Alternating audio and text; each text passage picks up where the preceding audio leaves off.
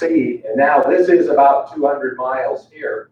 So this is the balloon that Bill launched from Dayton that he talked about. And this was the last time it was heard from, so there was probably a storm somewhere there that brought it down, and probably swimming, my guess. Okay, but Whisper, the 20-meter Whisper, has a lot longer range. This is an example of the Whisper, and then this happens to be this particular station right here, and various stations throughout the world that are either hearing that individual or that individual is hearing. I'm not sure how this map is set up right here, but look at the range that a 20-meter signal goes. And this is somebody that's sitting on the ground.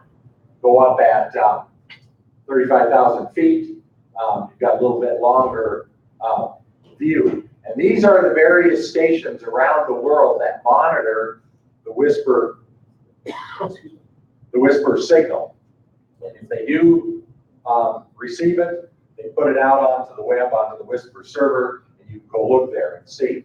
And here's the guy up in Anchorage that heard me from Colorado. That was my 2,400 mile deal on 25 milliwatts.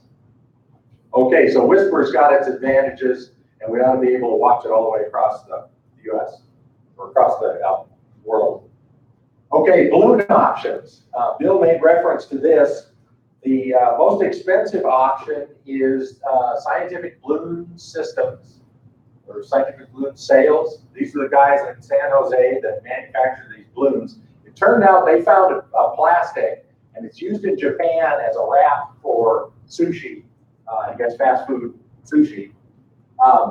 And my understanding is you had to buy like a 75-pound roll of stuff in order to get it.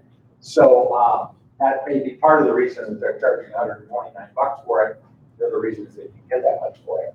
So those balloons are more costly, but Bill says these are the ones that are most likely to be able to make it around the world. One of these balloons, I believe, has been up for 18 months now. Actually, 600 days is the last thing I heard.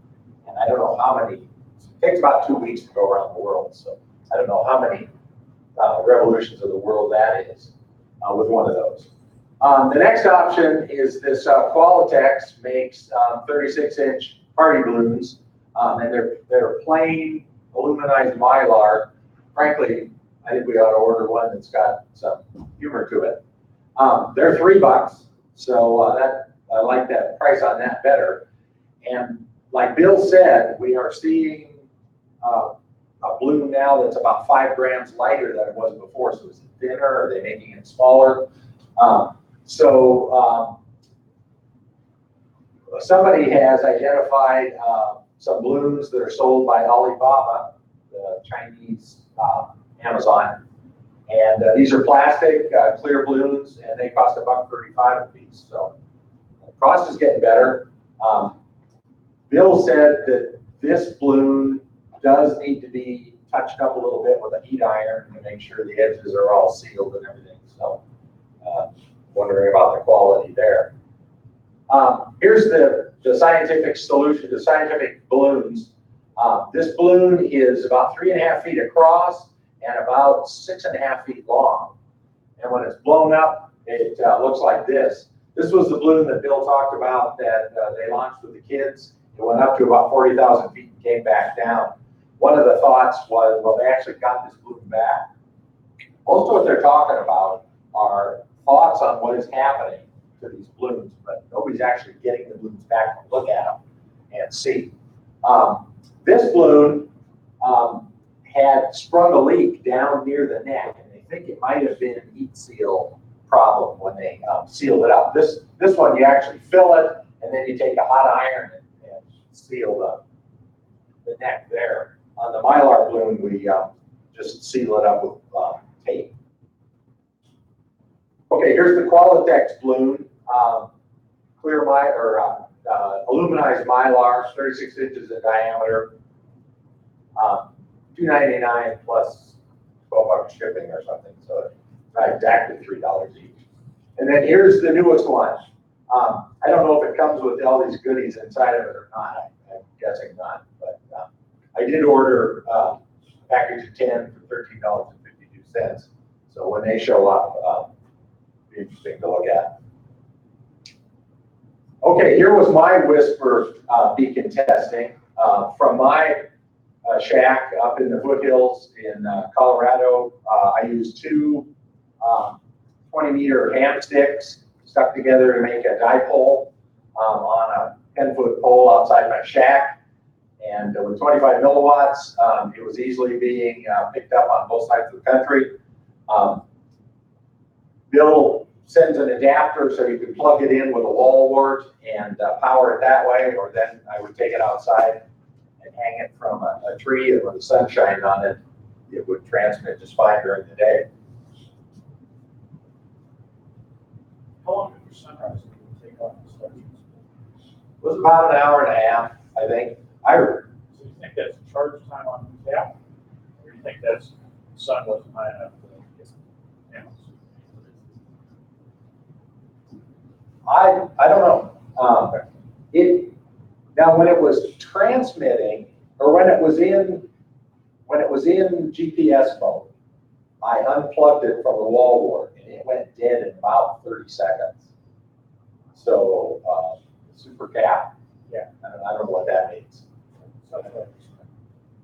Okay, so we thought we ought to get a little experience filling these balloons. And it turned out it was quite worthwhile, because when we laid it down, we said, where the hell's the opening? And it took a while to pick at it with a key in order to find what layer had to be opened up to get in it. But we did take some helium. The fire department let us fill inside their one of their stations. No fire hazard, is there? No, this is helium. It's okay. And so we filled up these balloons. We achieved neutral buoyancy, and they were pretty good. And they seemed like they were just about even. We didn't do, Bill does a penny test, but he says when you get this thing filled up and it has 3 grams of excess lift, you ought to be able to tape a penny onto it. A penny weighs 2.5 grams. And when you put the penny onto it, it should still go up. And then if you take the penny off and you put a nickel on it, the nickel weighs 5 grams, it should go down. Now we didn't do that with these, but we got them to neutral buoyancy with a weight bag, and we took them out, and they kind of looked like this. And the wind was blowing from this guy's back, heading up the canyon that way. So we walked up to the fence here, and we had just a piece of string and a little bag with a business card and 2 or 3 coins in it, and a couple of washers to weigh the same as our beacon, and another string hanging down from the bottom to imitate our 20-meter antenna. And we launched it, and it went off pretty well. It started climbing up at a reasonable rate. It did drag along the grass a little bit getting started, but we figured, man, we're doing pretty good here. And then we looked at it as it was going up, and everybody's going, hey, the balloon on the top looks like it's significantly more limp than the balloon on the bottom. What's going on here? And as it floated up out of sight, excuse me, as it floated up out of sight, it did definitely look like this one had less gas in it than the other ones. So maybe our fill technique isn't all that good, or maybe there was a small leak in it or something. But when I showed this picture to send it to Bill and to Mike Wojnowski, Mike emailed back and he said, you know, those look awfully full to me. My balloons aren't that full. And he said, but you're using helium and I use hydrogen, maybe that's it. But it turns out I had done a calculation error in the how much weight should be in the bag that we clipped on the bottom here when we filled it. And I essentially double counted for the weight of the payload. And so with the 2 balloons, instead of having 6 grams of total lift, we had 21 grams of total lift. Okay, so it went up at a kind of a reasonable rate. It took off well, but when we launched it with 3 grams or 6 grams of excess lift, it may not be quite so easy. Anyway, so we launched this thing and said bye. One thing neat about this was when it was all done, we went and had breakfast and went home. We didn't have to track, we didn't have to monitor, which was quite a relief. But we launched at 8:30, and at 11:30, I got a call from a guy 43 miles away saying, "Hey, your balloon just landed in my grandma's yard. And I wanted to let you know about it." And gee, thanks. I said, "What did it look like?" "Oh, it looks like it has a hole in it." He wasn't real interested, but he kept it for me, and I went up and I picked it up. And a couple of theories about what happened. One thing Bill says is it went up a lot faster than it should have. It expanded faster, and it probably didn't reach float. It probably went up so fast that it burst. And when we got it back, in fact, I've got it here in my backpack. I should get it out of the crate. But this bottom balloon had split 180 degrees essentially from 9 o'clock around to 3 o'clock. It had split, and the top balloon was gone, except for the neck of the top balloon, which had been ripped out because of the safety string that goes from the top balloon to the bottom balloon. So another theory is that as it went up, the safety string wasn't real loose. It was pretty tight here. And we think as the balloon went up and it filled out, that safety string may have pulled tight and ripped the top of the balloon open there. And then when the balloon started to open, it went open explosively and ripped the top balloon out. So that's a theory on what went on, and hopefully we can solve that problem. Okay, here's what the beacon looks like. And last night we spent some time at the bar at the hotel. It took one whole beer to do this. For me, anyway, the other guys were doing the work. But what we did is we soldered the antenna on. The antenna is 17 feet of number 36 magnet wire, and Bill has wrapped that fairly loosely, like maybe one twist every 6 inches, with some woven fly fishing line to give it some strength. And then he's put Kapton tape about every foot all the way along this thing. So when I got this, we had 2 spools, and the spool even says total spool weight 17.36 grams, spool weight 15.98 grams, total antenna weight 1.06 grams. So we're working to that kind of an accuracy. But we spooled these things out, we measured out exactly 205 inches and trimmed them off. And yeah, Nick. Jim, what's that piece of tape on the right solar panel along the center line? That's Bill's email address that he put in here. We signed the back of this. This one's been signed by the back of all of us with our call signs. Only by 3 grams. Yes, we added an extra 0.03 grams to it. But this is Bill's call sign, so we've got that. So the beacon is now ready to go. The one of the antennas comes out on this yellow wire, and then there's the number 36 wire. This is the fishing line bridle. This is the top. No, that's the top one right there. And there's actually a loop up at the top there that we can clip onto that connects to the balloon. So the payload is ready to go. Okay, so the question is now if we're going to launch it 1 balloon, 2 balloons, old balloons, new balloons. Anyway, Bill is sending us by overnight U.S. mail, which took 2 days, and it's supposed to arrive today by 8 o'clock. Haven't heard from him yet. But he's going to send us some of the older balloons that weigh 5 grams more, so we think are a little bit stronger. So we'll able to use those, and we're going to try the 2 balloon setup. The safety string that runs from the neck of this balloon up to the neck of this balloon, We're gonna make it much longer this time so that if this tape connection right here fails, they still stay together, but there's not a danger of it stretching and pulling things apart. So our plan is this afternoon, after we finish up here, to go out and fill the balloons. Hopefully we can find a place here in the inside where we can fill it. You have to have some place that doesn't have drafts and doesn't have winds to be able to assure you've got this neutral buoyancy. But we're going to try to fill it and kick it off before dinner. Bill says one of the disadvantages is you're going to be launching it right close to sunset. So, you know, do we have time to charge the super cap and at least get a few beacons out before we go to sleep tonight? And hopefully. How long does it take for the sun to charge the super cap? That's the answer we don't. We don't know. We asked about that. When you put it outside. Yeah, we can.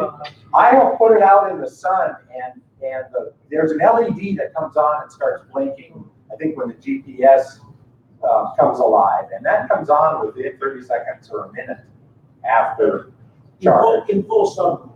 Yeah, all right, full sunlight, and then I have seen it go into every 10 minutes. It goes into its whisper. It's a 2-minute transmit. And that I've seen that happen within just a few minutes after plugging or after sun. So it's not hours to charge. Can we let you get the thing Yeah, could do that. Charge it up. Now for you electrical engineers, what did he say? 100 milliamps out of the 2 panels, and it's a half a farad cap. So we don't know what the charge is, so we Okay. Anyway, that's our experience to date, and we hope to be successful and hope everybody gets a chance to come out and look at it. What's the call sign? KC0 RPS, that's my call sign. And you will see it, if you go look at whispernet.org, you will see it just as my call sign. There's a piece of software that Bill will be running at his house, and my wife will turn on at my house. And what that does is it takes the beacons off of the WhisperNet server, turns them into APRS packets, and puts them up on the APRS.is servers. And so you can go to APRS.fi and you could look for my call -11, because it's a blue. And you will be able to see it on the APRS servers and just follow it that way. Your call sign? KC0, Romeo Papa Sierra. -11 or? -11 if you're looking at it on APRS. No dash on it if you're looking at it on the WhisperNet. Thanks. Thank you.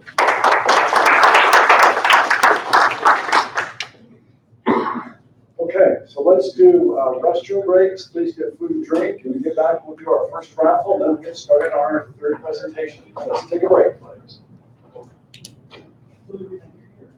Yeah, it's stretch.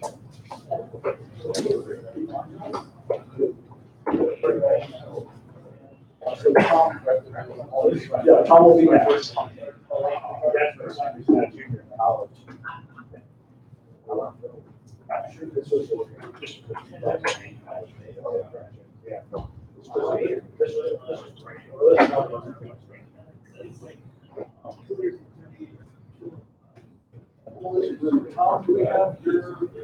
Yeah, was working on it last minute, so I got it on the thumb drive right here. Okay, yeah, if you want to jump drive. Should be on there.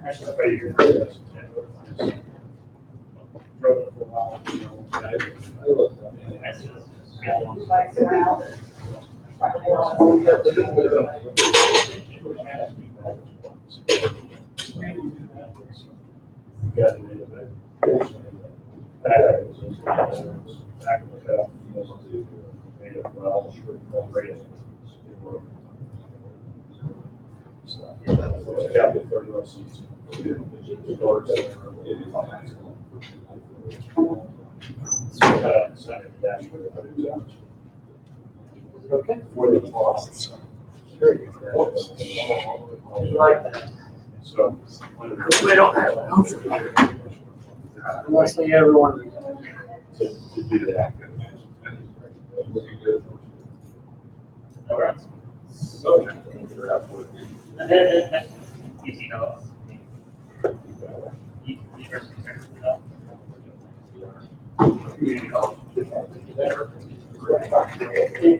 I got my associates in so.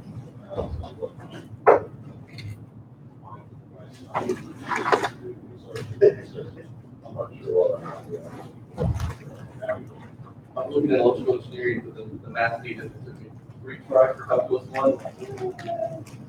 First of all, I had all the humanities, see my associates on the side. Yeah, I know. Yeah. Oh, it's. Well, it's like, well, it's partial differential. People were telling me, oh, calculus easy. I'm like, well, I just need to figure out how much. So actually, two are just a lot more fun. Because you start working with problems in the way they're like puzzles. A lot of it. Yeah. Okay, Mr. Powell. Okay, So, so looks like basically. it's all running, right?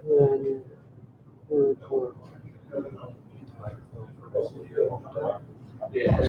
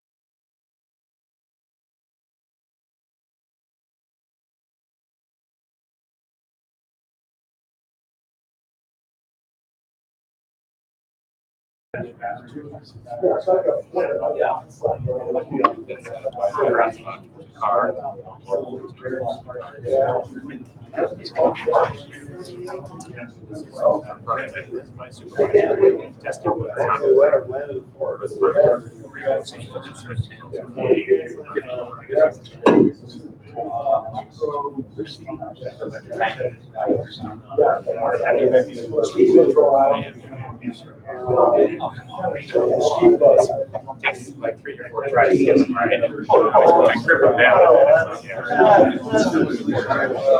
That's nice to hear. Okay, so I turned on the audio because they're like, I got no audio.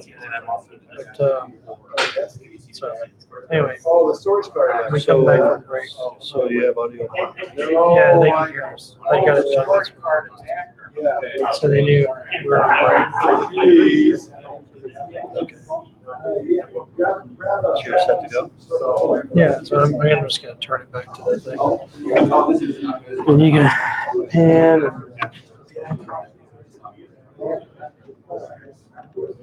Might at some point, I'm gonna do show and tell with my GoPro panel.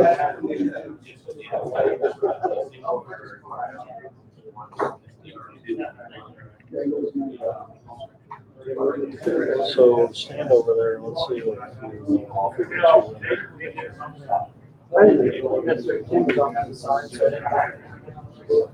That You may tone it down too. this, Okay. you may try.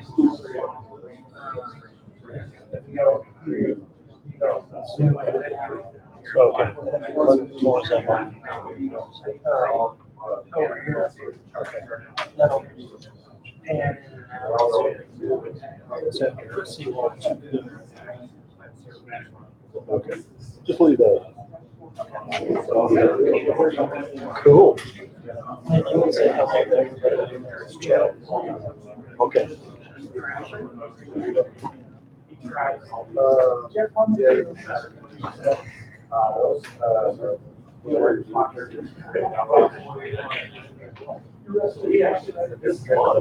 Hi, Harry.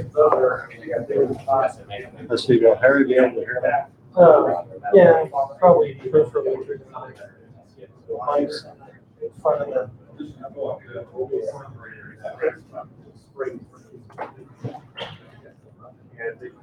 Okay, is everybody back? We're ready to get started again? Please get food and drinks. Let's get started. It's only 15 hours.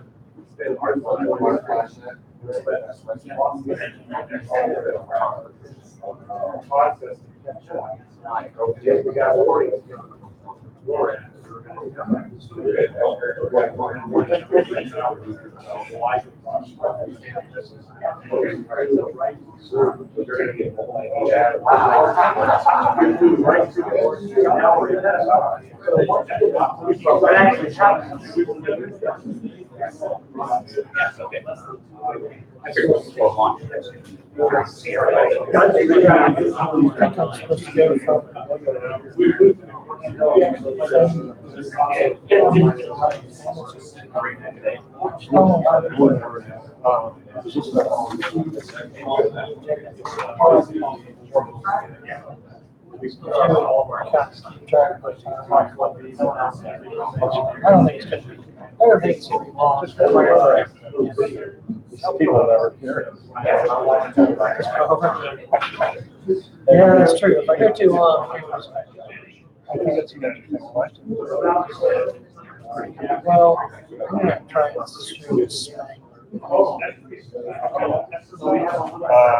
it show up on the slide? Yeah, I'll just do it from up there. You can do it. Okay. And we'll see how well it shows up. Because the Spangler videos, he got a good video. He was trying to launch. And, yeah, he's got a professional.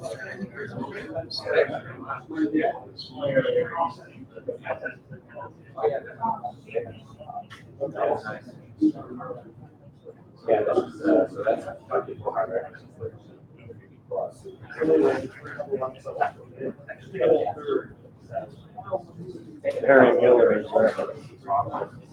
Hi, Harry. TRB. All we know is running it out of his FJ file.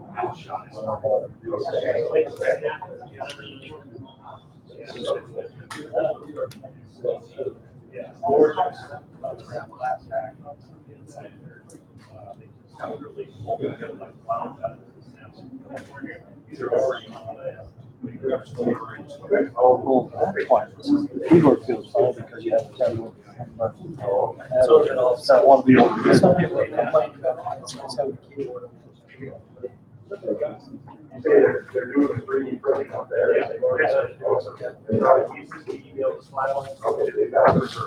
You know how to put a zero on so it's an alt 02.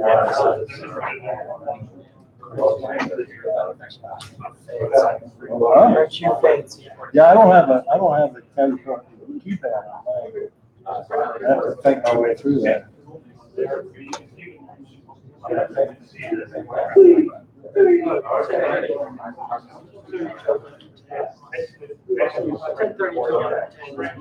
Number 10.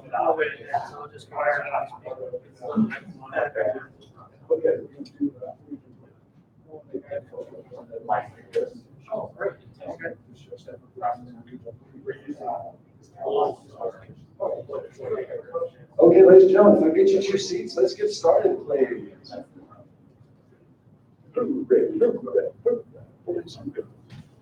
Hey, how did you get that Zoom thing? To go down to the. Okay, Taskbar. Rach, would you do me a favor? Would you pull the Go down first all the way to ticket the bottom. from the bucket? Okay, so Click on first the blue. raffle, now the way we do the raffle is we'll pull a name. We'll need your ticket, verify the number, and then take any item you would like. We won't say, well, the first raffle was for this, second's for that. It's gonna be, pick any item you like. And Rachel's, because I trust Rachel implicitly, by the way. I do not have a ticket in there, so my name cannot be pulled. Rachel does not have a name in there, so her ticket can't be pulled either. Okay, hold on. Rachel, are you ready? Your lovely assistant? My very, very lovely assistant, the better half. He said, is he your magician's son? 0 RPS.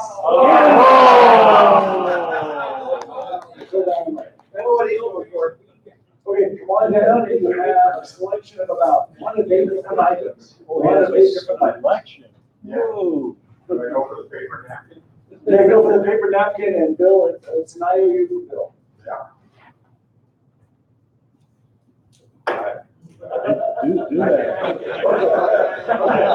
So you took the paper napkin. All right. Okay, then, real quick, we'll give you a presentation from NNU. They are doing a CubeSat program, so they'll talk for a little while about that. And then we'll be ready for, I'll get started, I guess. Okay. Great, come on down.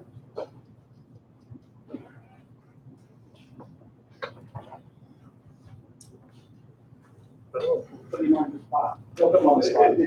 This is an easy audience. By the way, during lunch, everybody full paper airplanes. Thanks, Paul.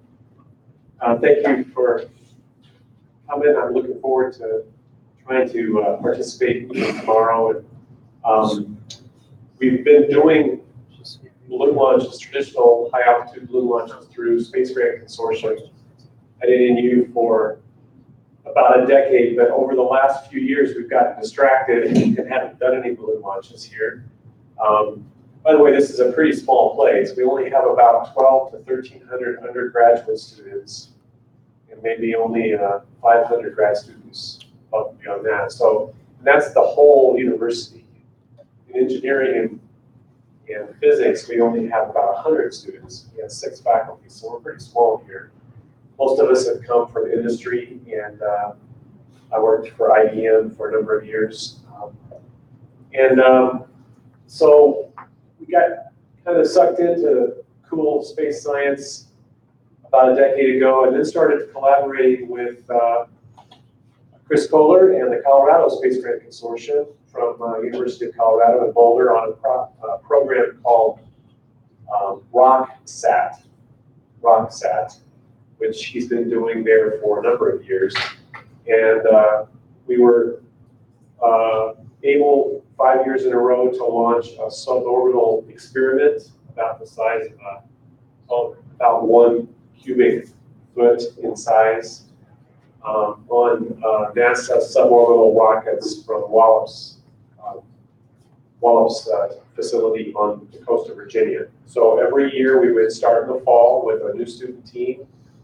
We would define some cool science that we wanted to achieve, and we would design an experiment and have design reviews with Chris Kohler's group periodically throughout the year, and finish that by the end of the school year. And then in August, we would travel to Virginia together with about 6 other university teams from around the country and literally spend a week stacking the experiments, building the rocket together with the NASA facility crew there, and launch suborbital rocket, about a half-an-hour flight out over the Atlantic in a parabola, and splashing down in the Atlantic and recovering that payload. So most of the time, most of the science data was just recorded on SD cards and so forth, and very little of it was transmitted live to the ground.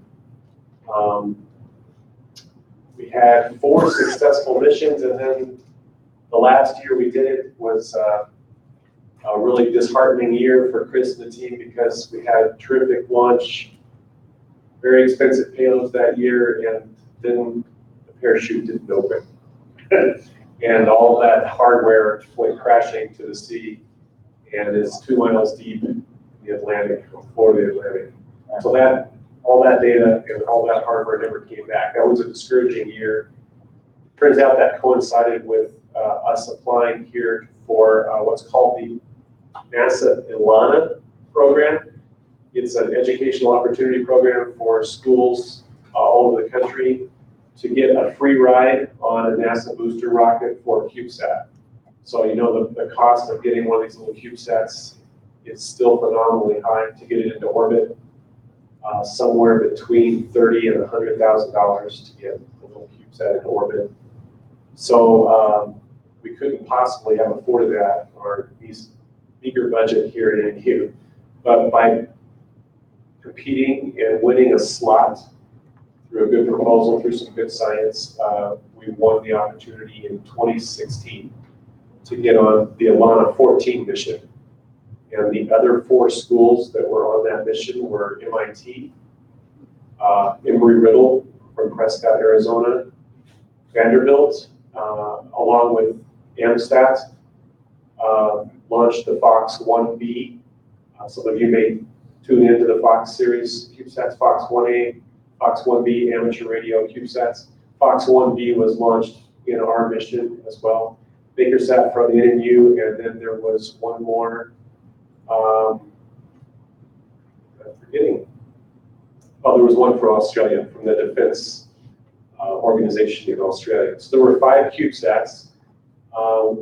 We had some tremendous problems getting licensed with the FCC. It's incredibly difficult, so much red tape, and we ran up against a problem which may be a no-brainer to everybody in this room, but of course, if you're in the amateur bands, which we intended to originally, you have to be able to disable your transmitter at any time through an uplink. Usually they use a VHF uplink and UHF downlink, typically, for these. So we switched over because of being rushed by NASA to be finished. We switched over to a Global Star radio. That's basically, it was a simplex radio that uses the SMS short messaging protocol, basically a satellite cell phone text service, to get our data through the Global Star network down to ground receiving stations to their server, and then really just buy a monthly data plan and get our data that way. So we switched over to that for this little satellite, and then found out the hard way through the FCC that even that service, even though it was on a licensed proprietary band, 2.4 gigahertz downlink, 1.6 uplink, even that required guaranteed ability to shut the transmitter off. That was done at the 11th hour. That was a surprise decision from the FCC. So we scrambled. It was desperate. We thought we were going to get kicked off of our flight because we were running out of time. And we retrofitted, we tore the satellite apart, brought it back to the clean room, tore it apart, put in a receiver with a kill switch so that we could definitely shut the satellite off. Put it all back together, had to spend another $10,000 redoing all the environmental tests. Every single test had to be done over again because we had altered the hardware in the smallest way. This is what's so painful about cube satellites versus ballooning. All right, so the testing is very exhaustive. You cannot launch without all of these tests being done. So anyway, we got through that, and we were waiting to load our rocket at Cal Poly onto a rocket from Vandenberg Air Force Base. It was the Delta II, the second to the last Delta II rocket last November. And we were down to the day before we were supposed to load the little satellite onto the rocket. If we didn't have our license from the FCC by 8 o'clock that morning, we had a satellite sitting on the bench from Cal Poly that had already gone through all the check. It was the backup satellite. It would fly, and we would be booted off the flight. And we got up that day and sat in front of our computers, and sure enough, at 11 o'clock, the day before, the license popped in from the FCC, and we loaded our satellite the next morning, and we flew. So that's just a little too much excitement. Our second satellite is very similar in size. I passed around a little model. The only difference is instead of being launched a traditional way, this is going to be launched to the International Space Station in pieces. And it uses the 3D printer that's on the space station. And we've already been working with a company called Made in Space from Silicon Valley that built a 3D printer on the space station, and we're the only university working with them right now. We sent our satellite design file to the ISS last year. It's already been printed on the 3D printer, and the pieces are stored waiting for the electronic boards to arrive. You can see pictures in the back poster of our satellite floating around in space in the ISS. The pieces are ready to go, but the electronics are sitting over in our little clean room lab over in the old science building, and we're doing final tests on them right now.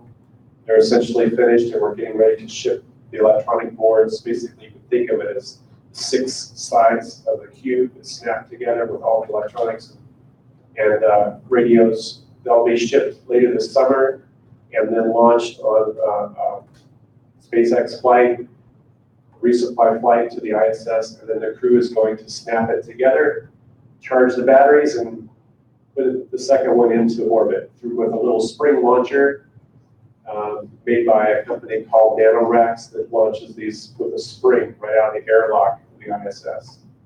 So that should be later, maybe in November of this year. And, our current satellite has traveled 2,500 orbits already at about 500 miles high, and it has traveled 85 million miles. The sun is 90 million miles away, so we're almost traveled the distance to the sun. We expect it to be in orbit for about 8 years, according to our simulation, before it will fall back. And by that time, it will have traveled 7 times to the sun and back, okay, if it makes it that long. We're still in communication with it daily. We get the data back on the server, and we can pull it up on our smartphone. So wherever we are, we can look at data live. But there's about a 2 minute latency to get through the server from the satellite. So that, the satellite to the ground station and then to the servers. About a 2 minute delay before we get the data. That's a little bit about MakerSat. It's called MakerSat. And, students love it. They're very enthusiastic. It's been great projects. And hopefully we'll get back to some balloon launching here soon. So thanks again. Well, congratulations.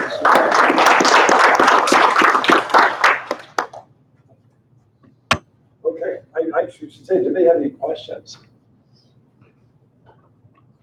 Okay, I guess Tom, you are next. Okay, so next up will be Tom. So Vietnam in 2017, apparently everybody saw.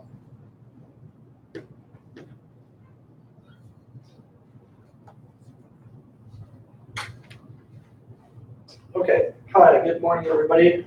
Hopefully everybody in the room and web can hear me. So I'm sure most of you and a lot of you in the room have been involved in the 2017 Eclipse. Hopefully you got to experience it. And I'd like to kind of give you a little bit of our flavor on EOSS, how we went through this.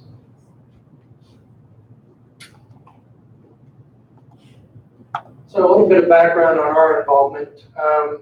Colorado Space Grant Consortium, we worked out of CU that, Steve had mentioned that Chris Kaler, we've been working with him for quite a while. He came to us in 2016 and presented us the plan of the NASA Eclipse ballooning project. We reconned several of our members. We traveled to Russ, KB0 TBJ, that mentioned Camp Guernsey from past experience.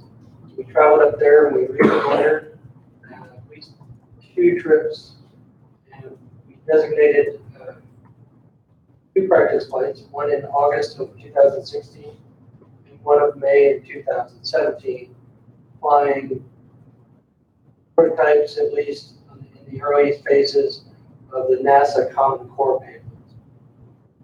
And as you can see from the small map included here, it's not real visible, but Camp Guernsey, Casper was kind of dead center for Wyoming. Camp Guernsey was just where it crossed I-25 a little bit farther along to the east. Camp Guernsey was good for us because that was about a 3-hour drive from Denver, so logistically it worked out for USS.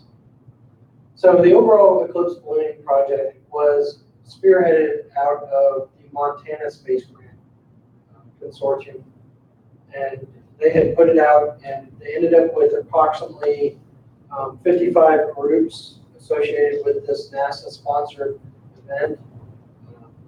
The objectives were to put up video and still imagery equipment and try to engage the public, live stream it if this is possible. And it really was about public engagement and interest in STEM programs. So it was sponsored by the NASA Science Mission Directorate and then all the space consortiums across the country. Generally, each state will have a space consortium, such as Colorado Space Grant Consortium or Montana Space Grant, and they coordinate with the local universities. What ended up happening for us was the practice flights went real well, and beyond some of the CU that was the core, Chris Kaler had expanded it out to the community colleges. I forget exactly how many, but the Colorado Space Grant Consortium works with approximately 20 different colleges around Colorado. So he tasked USS with launching and recovering this. As usual, we kind of, I'll go to the Space Consortium effort first. So first flight, like I said, we did with a single NASA core payload. This was a lot of practice as well for their ground team. I'll go over later what they were trying to achieve. Their pointing solutions had a lot of latency in them. They had trouble acquiring signal. There were a few things that they really needed to work on their end as well. So it was good practice for them. Once we expanded to the other 2 balloons, we got a lot more involvement with some of the other smaller colleges. We had biological experiments, cosmic radiation, spectrometers designed by the students, and then you'll see a little bit later in the video, the Community College of Aurora attempted to build a stabilization experiment. I believe it was passive, trying to increase the mass moment of inertia of their payload. So I kind of went over this a couple of years ago. This is the NASA Common Core payload. Maybe familiar if anybody else participated in the local programs. But this was their idea. They did have an iridium tracker on there, which is a nice backup for us. But we still maintained our dual redundancy on our own trackers because we were concerned about this, getting this high value payload back. But you can kind of see a little bit the there with the ground station that they were attempting, a small Yagi, a small dish, and trying to bring down on a patch antenna, I believe, for the still images. So this is the NASA Common Core payload. The Iridium tracking system. The Montana Space Grant and the people coordinating the overall system had developed this Common Core payload, and they developed their own cut-down payload, which seemed a little bit more complex than our typical cut-downs that we fly as the OSS. So after consulting with the customer, we just went ahead with our NASA, or with our EOSS payload. They had a video payload, still payload, used Raspberry Pi based, 900 megahertz radios. A little bit about Camp Guernsey. They were very gracious hosts over our 3 times up there. We coordinated with them quite a bit. And they're used to hosting training for National Guard, troops like that, doing airdrops. They've got a couple of tactical airstrips, big wide open space in southeastern Wyoming. We went up there in 2016, and Colorado Space Grant said, give me as many things as you got open in August 2016. So that proved quite fortunate because it allowed some of our members and a lot of their participants to stay and building on base. When we reconnoitered the area, we initially found a couple of places that we liked. We found a place a little bit further south that had good camping. They allowed us to camp on site there. And it also had a little bit of a Connex village, a container village, that they used to use for mock assaults. And we thought those could possibly provide shelter, but they were kind of dicey because they could entangle the balloon as well. So we just kept that in mind. And we'll see a little bit later, Wyoming went true to task and gave us plenty of challenges. One of the other things that, all of these balloons were going to launch exempt, so that we didn't have any problems with cloud cover or weather. However, when we initially started our talks with Camp Guernsey, they have restricted airspace up to about 6,500 feet. And, of course, we'd be out of that within a couple of minutes. So they said, well, what about FAA approval? So we went through them. They went to their DOD contact. DOD went to the FAA. And it went to our old friends in Washington that we normally deal with. So, choosing my words very carefully, I reassured them that we would be flying to be exempt from Part 107 without bypassing the hazardous restriction. After several emails up and down, back and forth, trying to establish that we knew what we were doing, because we normally go through Denver Center. This was going through the office in Renton, Washington. We got approval, tacit approval, government approval for the first flight for August 2016. And then after that, they said, well, come back to us, give them all the information as we moved along, and they were very happy with us. So a little bit about the on-site logistics. For the first couple of flights, it was just a few EOSS members out on the planes. We did have porta potties at least, only a couple for those first 2. And as the interest grew, which we kind of knew it would, as word got out that we were having a prime spot for the eclipse, a place to camp, the logistics kind of ballooned up. So Camp Guernsey does have quite a few environmental restrictions. We had to make sure that we were going to impact on the land. Fortunately, since we had ordered the porta potties in the future or in the past, had a good relationship with them, and we were able to spin up a few more porta potties, but they were quite in short supply. I think the town of Guernsey had all of the rest of them that they could get their hands on. So they needed it. Yeah. So we also ran into some media requests for access. We've worked with Steve Spangler from Denver Channel 9 before, and although we had been planning for a year and a half, 2 weeks before the flight, we were getting interest in saying, hey, can we come up and visit you there? So I made arrangements with him, base access and everything. And he came up, and he's got the video editing skills, so I'll probably run that video a little bit later if you can grasp it. We'll link it from our EOSS account. As I said, the town of Guernsey was doing everything they could. Little town, and probably maybe 1,000 people. There were people renting out their front yards for $50. People were still asking for it. They probably had to ship in tons of extra ice for all the campers. They did start renting out spots on the local high school football fields. But there's an article we found later that provided just an example of the economic boost impact to southern Wyoming.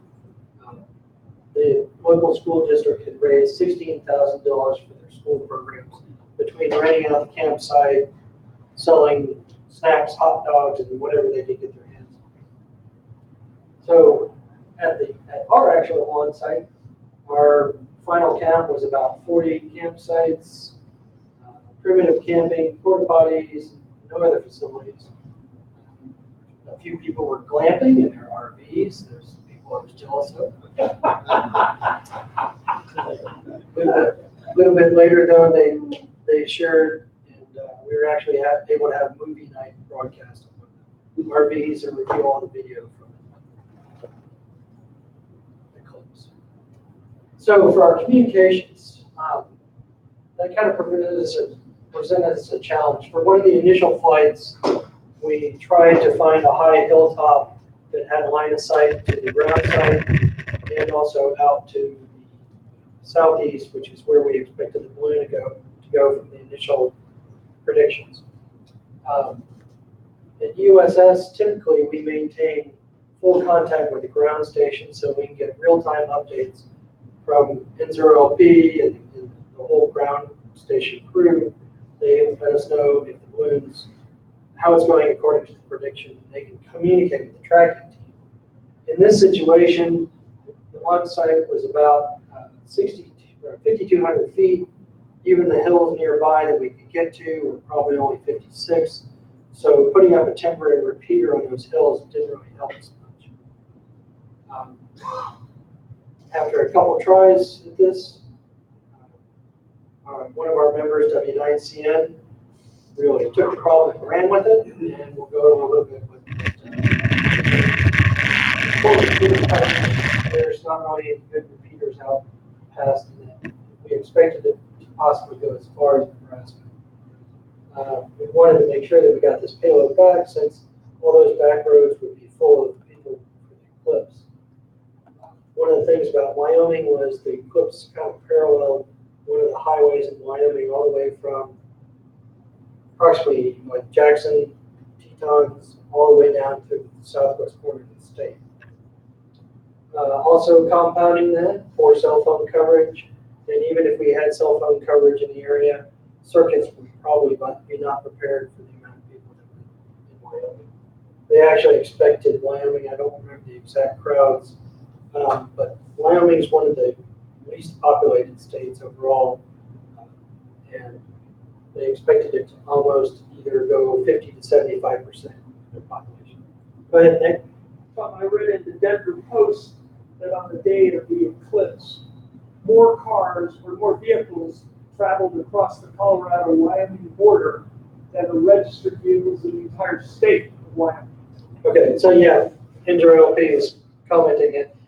There was an article in the paper in Denver that said that more vehicles traveled back and forth across the Wyoming-Colorado border on that day than were entirely registered in the state of Wyoming. So a lot of outside people coming in. So in addition to the poor cell phone coverage, we had expected saturation of the system. We would typically eye-gate from our ground station as long as we had line of sight. But that's what we put out through a cell system at the remote launch site. NASA or space grant customer had looked into trying to run some kind of direct link out there, but it was not cost effective, and it wouldn't have gotten us any better bandwidth than the solution we came up with. Their plan was to live stream down to their ground station and link it out on a hotspot, which was probably not going to be feasible. So Mr. Muir can correct me on this next slide. So make sure I get the terminology right. So Kaiser SEC helped us by establishing a cradle point system. We had a diversity antenna, which I believe pulled in several different protocols and carriers. You use that to pull in the protocols and carriers, and then establish a strong Wi-Fi connection at the launch site for use of the ground station. And I don't know if we alternatively presented it for use by our NASA customer. So, like I mentioned before, W9CN kind of took the ball and ran with it in the spring of 2017. They obtained local DMR repeater repairs. He had determined that everything in the area, W9CN is also one of our strong leaders on our ground tracking system. Primary to him, he wanted the tracking team to have strong communications in the field. This is why he jumped in, coordinated with some emergency special event repeater repairs, implemented a DMR repeater system covering area in southeast Wyoming and west Nebraska. USS also worked with the local Wyoming hams. We'll go over a couple of them later in the thing, to improve the performance of the Wheatland repeater. Wheatland is approximately halfway between Guernsey and Cheyenne, Wyoming, along I-25. We also gained interest from the local hams, and they were instrumental too because they contacted some of the local government entities to streamline our interaction. One of the personnel that helped us actually worked in their emergency operations center and was able to put the USS in touch with just about any resource. So as the eclipse got closer, I've been concentrating. I was the flight coordinator for this. I've been concentrating on the logistics and getting a lot of stuff done. And then all of a sudden, at the last minute, it kind of popped up from an email from Jack Crabtree, hey, I'm going to be in your area. And then I started thinking about, well, who else is going to be in our area? The OSS typically shifts off of 14439 just to get into our, just to get back, okay. Yeah, just to get back into, just to keep the traffic off of 39. Typically do that. However, in this situation, when I contacted at least 5 others that I identified that would be in our operating area, we ended up with the University of Montana was launching out of Fort Laramie, which is about 20 miles away from us, maybe 15. And they were putting up several balloons, and they're like, oh, well, we're just using regular APRS. So with a quick conferral on our team, we talked to Jack at Arizona Near Space, kind of came up with some things to make sure we weren't stepping on each other. I quickly contacted some of these other teams here. Wyoming Space Cowboys, I think the Wind River Eclipse team was actually out of Wyoming Space Grant. They moved out of Cheyenne, came from Cheyenne, launched out a little bit to the west of us. And then we could have gotten as far as into northeast Nebraska, depending on how their winds were. So we contacted them as well. It all worked out that we kind of shifted our frequencies a little bit. So we were more in the clear for our communications and moved on from there. But you can see we probably had 15 to 20 balloons because they were launching multiple balloons. We were launching 2. And as I started looking around too, that there were some independent international folks that were just coming to the US to watch the eclipse, and they're putting up balloons too. They were on way different frequencies, and that wasn't my problem. Okay, so, Tom, yes, go ahead. so did they have to go through the same things as the FCC that we did? Or did they? All these other ones? Yeah, they, or overseas. Oh, the overseas, I don't know, I didn't get in full contact with them. I just kind of went to their websites to at least obtain their frequencies. And I think some of them were operating in the low 400s or something like that, 400 megahertz. So I just kind of, as long as they were clear of us, they were FCC's problem, not mine. So, you know, a year and a half in advance, you put this problem in EOSS that we want to look at the eclipse, and immediately our brains start working. So we're solving for not X, Y, and Z where we want to be usually, but we're also solving for T to be the optimum of the eclipse. So after wailing and gnashing our teeth how we were going to be there, our customer said, this is all about public engagement. Get me up there, get me in the area, give me a little bit of the eclipse. It's all about getting the kids involved. So we kind of relaxed a little bit.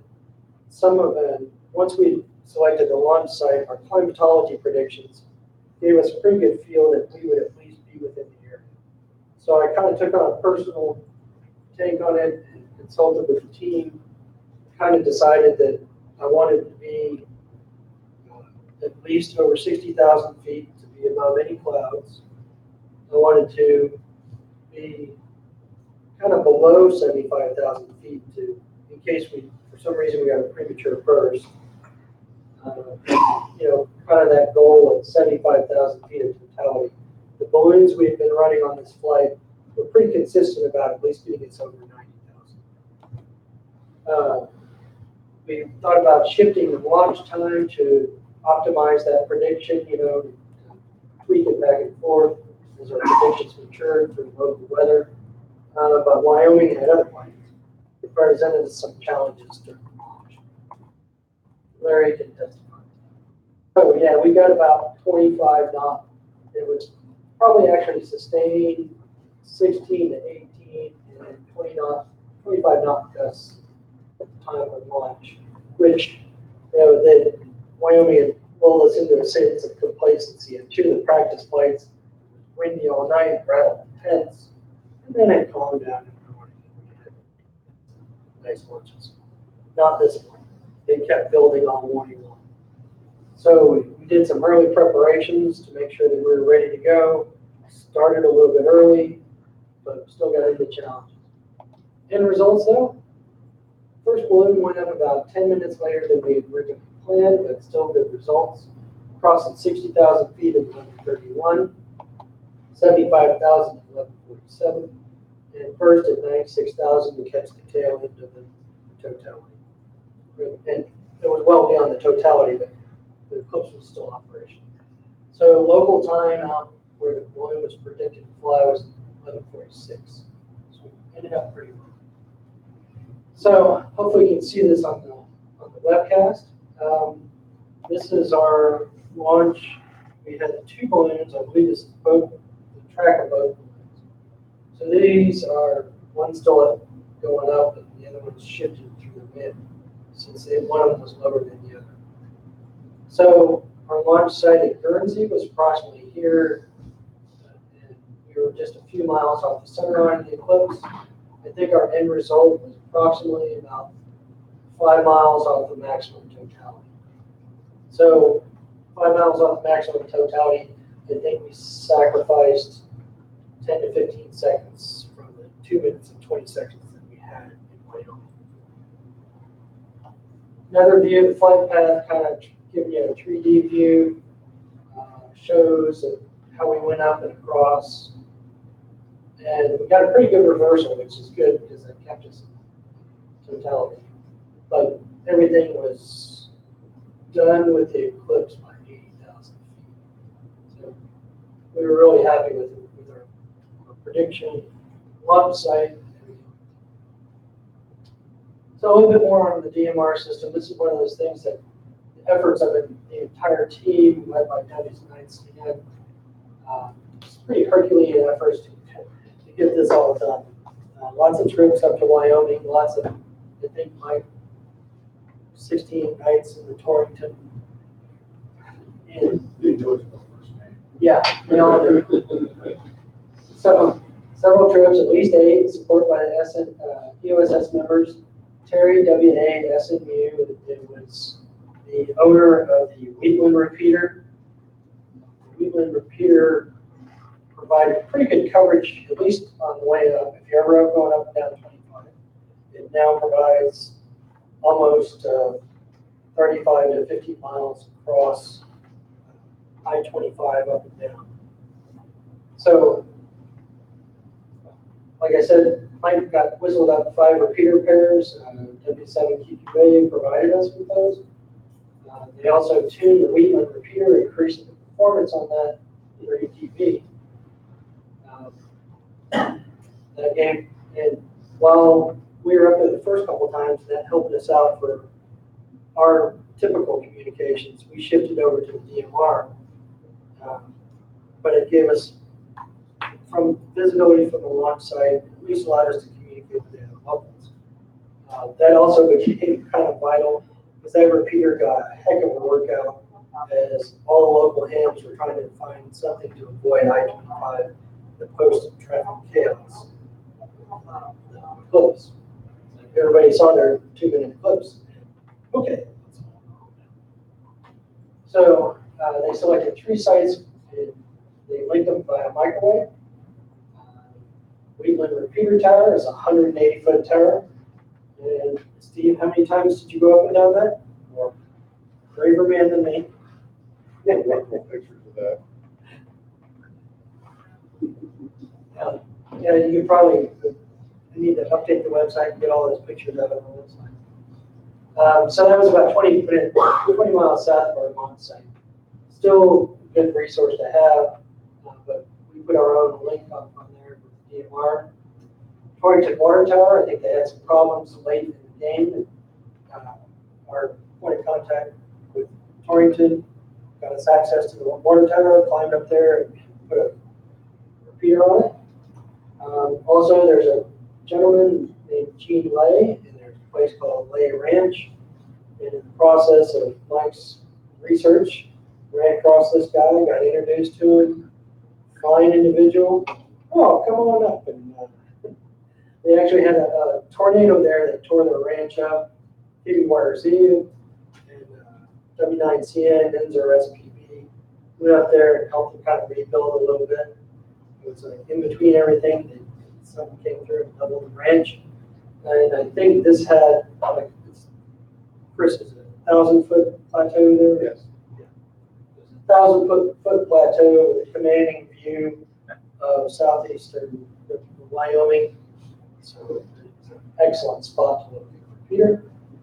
So this resulted in a DMR system, among other astounding facts, covering 7,526 square miles of southeast Wyoming and into southwest Nebraska. So here we have kind of our coverage map. Remember what Mike told me, the deltas on here. So 50 millivolts per square mile. I can't remember. So what you see here, this is the Wheatland repeater. Our Guernsey launch site was just north of Parksville, noted on the map here. So we had good visibility from the Wheatland thing. The middle diamond with the triangle was not used. The Gene Lay was the one near the Nebraska-Wyoming border. And then the water tower down in Torrington. Ended up in our chase team, had an excellent coverage. Also pretty vital too, because most of the roads were clogged, they couldn't move around much. So it became even more vital for everybody to come communicate as much as they could. So this was a heck of an accomplishment. A lot of work by a lot of people. So that's pretty much everything I've got. We've got a few pictures here.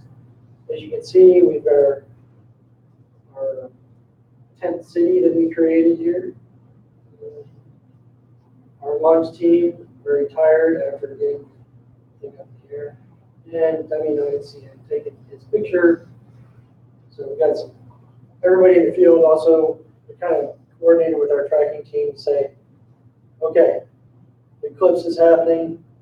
Everybody just take a stop and look up in the air. And let's see, I'm gonna see if I can play a video here. A few minutes, give it.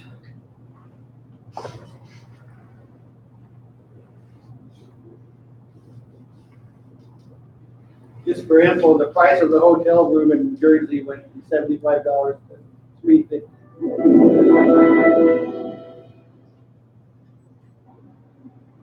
We're going to Guernsey, Wyoming. Right there. The coffee's hot, the car's packed, the team Spangler hit the road in the middle of the night. It's a couple of minutes before 3 a.m. We just passed Johnson Corner. We got all the essentials that we needed. Spanish, cinnamon rolls, $9,000 each. They said it's because of the eclipse. 4 short hours later, we arrived at the Army Training Center in Guernsey, Wyoming, where high-altitude balloon teams made their final preparations. Okay, just a comment there, when they roll up, I'll have you know that they called me at 2 o'clock in the morning, and I was awake at 2 o'clock in the morning on. Could not get back to sleep, was ready to go. And I was sitting out there when they rolled up in the dark. So. Yeah, they were there in the dark. To send their eclipse They went back and experiments, shot where their high-altitude balloon teams made their final preparations to send their eclipse experiments to the edge of space. A lot of these students, they built the camera system that we're flying, like all the cameras except for some of the stuff that we're tracking were all student built. So the students have the full hands-on experience to go from design all the way through construction and then end results. Students from the Community College of Aurora had one goal in mind: to build a device that stabilizes images of the eclipse and the Earth captured at nearly 90,000 feet. So what we designed was this device, which is a mechanical attachment, which makes the spinning and swinging so much less so you can actually enjoy the video. It's really, really exciting. To me, it's my extreme sport, I think, is launching things with students. Students from Red Rocks Community College had an unusual idea: sending seeds to space. We want to expose them to the same environment that they would be exposed to on Mars. Say if you had a breach and you were living on Mars and growing food. So we want to make sure that if we did have a breach, that the seeds would still be able to germinate. Last time we wrapped around, we lost a couple seeds. So we just have to be really careful with the flight string this time. Transmitting high-resolution images back from space was the mission of the students funded by the Colorado Space Grant from CU Boulder. One of them is a low frequency, 900 megahertz frequency to actually grab still images from still payload as we get them down. And then this big dish, this microwave dish, runs at 5.8, and that's going to carry our video signal from hopefully 35 miles away back up to the ground station. What goes up must come down. And that's where the expert tracking teams from Edge of Space Sciences come in. Each of the balloons has a number of payloads on that are EOSS payloads that are used for tracking and recovery. So they have GPS, location, and altitude, and they radio back to us and we can call it. Some might argue that the trickiest part of any of these experiments is Yes, just we all have getting into antennas. space in the first place. High winds in Wyoming just didn't cooperate. The window of opportunity kept getting smaller and smaller. So with this wind, we have a possibility of bursting a balloon or two during the fill process because of the wind. We're going to try to. Just as a note, this is not Larry's most challenging day. With a quick countdown and all fingers He's crossed, done worse. payloads shutter. Everybody felt good. There goes one of them. The experiments that took up to 2 years to prepare were heading to the edge of space. You got a great beer, Larry. Now let's enjoy the eclipse and see what results we get. When you're perched at the edge of space, the images being sent back to Earth during the eclipse are beyond frightening. As the scientists and their support teams watch the show in the sky, The tracking and recovery teams were already en route to recover the payloads that had traveled to over 100,000 feet above Earth and back. It truly was something that you had to experience. In a group of people, in that 2.5 minutes there where the sun completely disappeared and the stars came out, that was that feeling, that once in a lifetime kind of feeling where you go, absolutely amazing. Now, the most amazing thing is trying to get home. Let's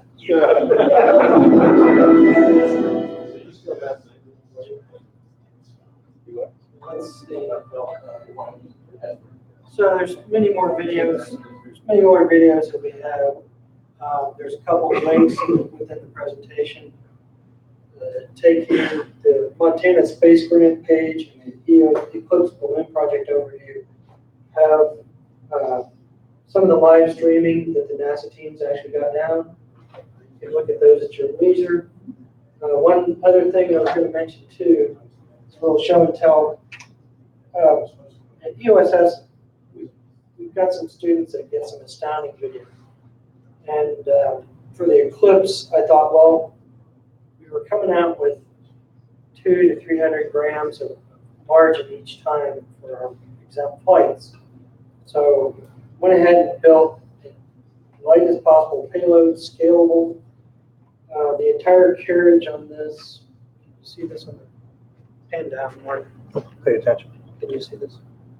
So what I did was build a quick GoPro payload.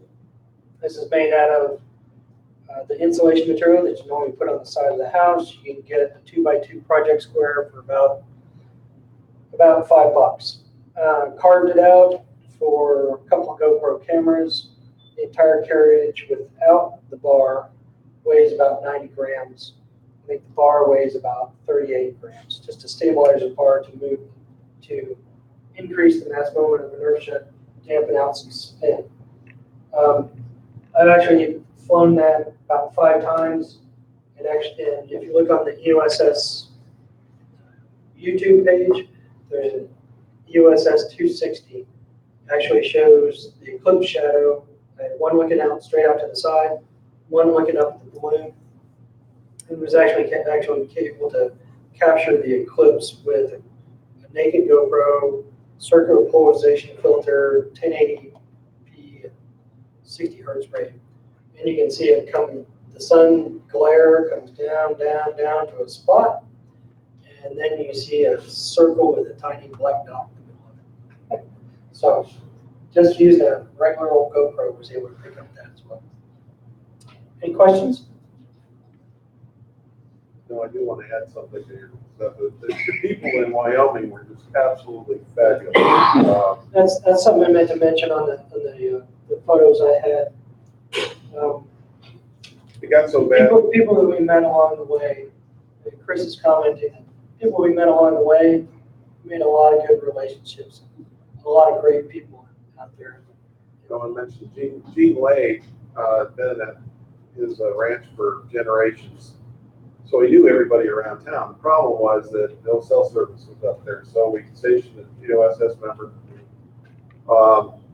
at his house. They would call in on that system and tell us where they are. He would call that rancher and tell them that we were on the way. So, because they were fighting off people that were trying to camp on their properties. So, I mean, the level of cooperation from a whole town was incredible to me. And we visited, every time we visited, we met new people that were interested in the project and they all wanted to see it go forward. So they were doing everything they could to help us get everything up on that. Water tower was a last minute deal. The mayor was involved. I mean, it was just incredible. Yeah, I mean, after business hours, Friday night, Saturday Yeah. night. I mean, Friday night, 7 o'clock, we got the mayor on the phone. And he said, what's up, Mike? You gonna fall off? No, it's okay. Some total with the contract to go to the water tower.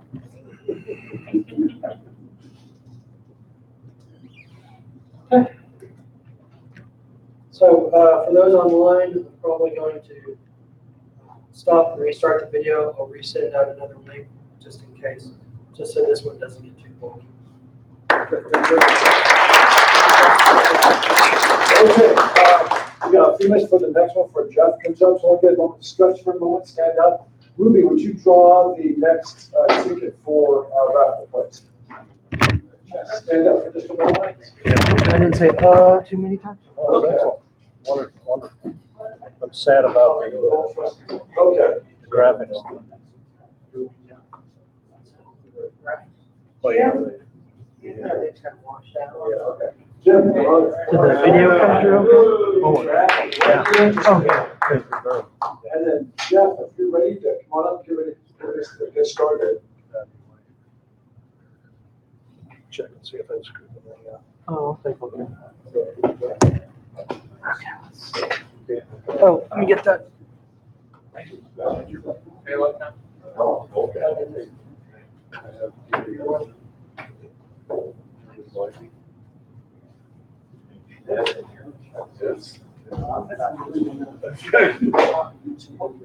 We did, yeah. Yeah. Here somewhere. Super. So, there's that, and then I'll start your position. Now,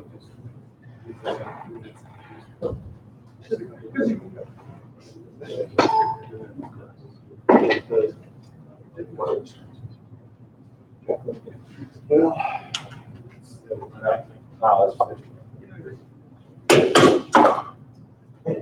Careful, don't drop it. Break the saddle, break the saddle.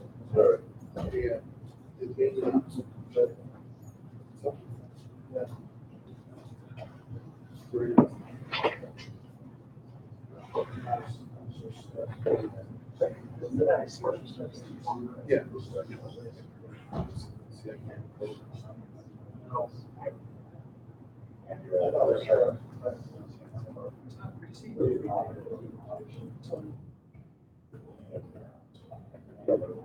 Right.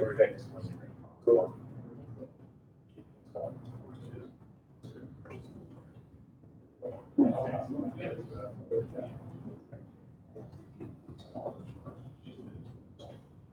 Yeah.